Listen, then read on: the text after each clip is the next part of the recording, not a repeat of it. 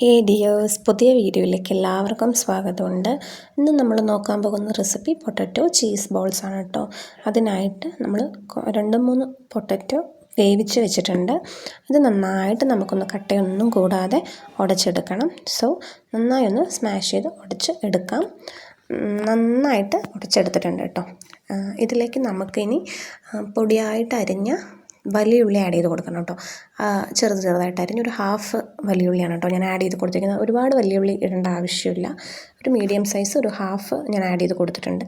പിന്നെ പൊടിയായിട്ട് അരിഞ്ഞ മല്ലിയില ആഡ് ചെയ്ത് കൊടുക്കുന്നുണ്ട്. നിങ്ങൾക്ക് ഈ സ്റ്റേജിൽ വേണമെങ്കിൽ പച്ചമുളക് ആഡ് ചെയ്ത് കൊടുക്കാം. ഞാൻ എരിവ് ഒട്ടും തന്നെ ഇടുന്നില്ല കുട്ടികൾക്കായതുകൊണ്ട്.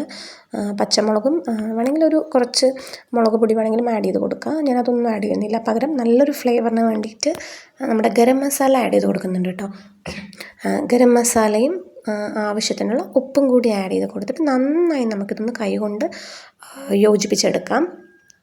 ഈ മസാലയൊക്കെ എല്ലാവിടെയും പിടിക്കുന്ന പോലെ ഉള്ളിയും പൊട്ടറ്റോയും എല്ലാം ഉപ്പും ഒക്കെ നന്നായി ഒന്ന് പിടിക്കുന്ന പോലെ നന്നായിട്ട് മിക്സ് ചെയ്തെടുക്കുന്നുണ്ട്. ദെൻ നമുക്കിത് ചപ്പാത്തിക്കൊക്കെ നമ്മൾ ബോളാക്കുന്ന പോലെ ആക്കിയിട്ട് ഇതിനകത്ത് നമുക്ക് ഒരു 1-2 ചീസിൻ്റെ സ്ലൈസസ് കൂടി വെച്ച് കൊടുക്കാം. അങ്ങനെ നമുക്ക് 1-2 ചീസിൻ്റെ സ്ലൈസസും വെച്ച് കൊടുത്തിട്ടുണ്ട്. എന്നിട്ട് നമുക്കിതുപോലെ നല്ല ക്രാക്കൊന്നുമില്ലാതെ എല്ലാ സൈഡും ഒരുപോലെ നന്നായി ഒന്ന് പ്രസ് ചെയ്ത് ബോൾസ് ആക്കി മാറ്റി വയ്ക്കാം കേട്ടോ. അങ്ങനെ നമുക്കൊരു 2-3 പൊട്ടറ്റോയിൽ ഒരു 8-9 ബോൾസ് കിട്ടിയിട്ടുണ്ട് കേട്ടോ. അതുപോലെ ഒരു മീഡിയം സൈസ് 8-9 ബോൾസ് കിട്ടിയിട്ടുണ്ട്. നമുക്കിനി ഇത് മുക്കി പൊരിച്ചെടുക്കാൻ വേണ്ടിയിട്ട് നമുക്കൊരു പാത്രത്തിലേക്ക് ഒരു 1.5 സ്പൂണ് മൈദയും പിന്നെ ഒരു 1.5 സ്പൂണ് കോൺഫ്ലവറും കൂടി ഇട്ട് കൊടുക്കാം. നിങ്ങൾക്കതിന് പകരം മുട്ടയുടെ മിക്സിൽ മുക്കിയിട്ട് ബ്രെഡ് ക്രംസിലിട്ടിട്ടാണെങ്കിലും ഫ്രൈ ചെയ്തെടുക്കാം. ഇല്ലെങ്കിൽ ഇതുപോലെ മൈദ കോൺഫ്ലവർ മിക്സിലിട്ടിട്ട് ബ്രെഡ് ക്രംസിലിട്ടിട്ടാണെങ്കിലും എടുക്കാം. ഞാൻ ബ്രെഡ് ക്രംസ് എൻ്റെ കയ്യിൽ ഇല്ല, അതുകൊണ്ട് ഞാൻ ഇങ്ങനെയാണ് കേട്ടോ ചെയ്യുന്നത്. ഇതും നല്ല ടേസ്റ്റാണ്. ഉപ്പും കൂടി ഇട്ടിട്ട് കുറച്ചൊരു വാട്ടറി കൺസിസ്റ്റൻസിയിൽ, ഒരുപാട് കട്ടിയല്ല, നമ്മൾ പഴം പൊരിക്കും അങ്ങനെ കുഴയ്ക്കുന്ന പോലെയൊന്നുമല്ല, നല്ലൊരു വാട്ടറി കൺസിസ്റ്റൻസി ആയിരിക്കണം. ജസ്റ്റ് ഒന്ന് കോട്ടിങ്ങിന് മാത്രമാണ് കേട്ടോ. അപ്പം നല്ലൊരു പുറമേ ഒരു ക്രിസ്പിനെസ്സും അകത്ത് നല്ലൊരു പൊട്ടറ്റോൻ്റെ സ്മൂത്ത്നെസ്സും ആയിരിക്കും. അപ്പം നമുക്ക് നന്നായിട്ടൊന്ന് മുക്കി എല്ലാവിടെയും ഈ മിക്സ് ആവുന്ന പോലെ നന്നായിട്ട് ബോൾസ് ഇട്ടിട്ട് നന്നായി ഒന്ന് ഇളക്കിയെടുക്കാം. എന്നിട്ട് നമുക്കിത് നല്ല തിളച്ച എണ്ണയിലേക്ക് ഇട്ടിട്ട് ഫ്രൈ ചെയ്തെടുക്കാം കേട്ടോ.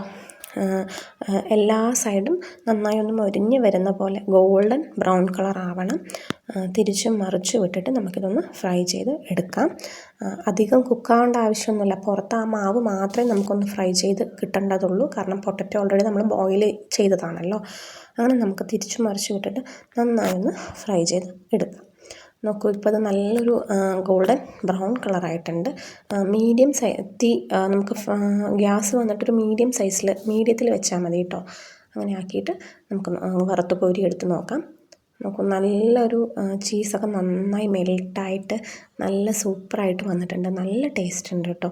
അപ്പോൾ ഇത് എല്ലാവരും ട്രൈ ചെയ്ത് നോക്കുക. കുട്ടികൾക്കൊക്കെ ഒരുപാട് ഇഷ്ടപ്പെടുന്നൊരു റെസിപ്പിയാണ്. Okay, thank you.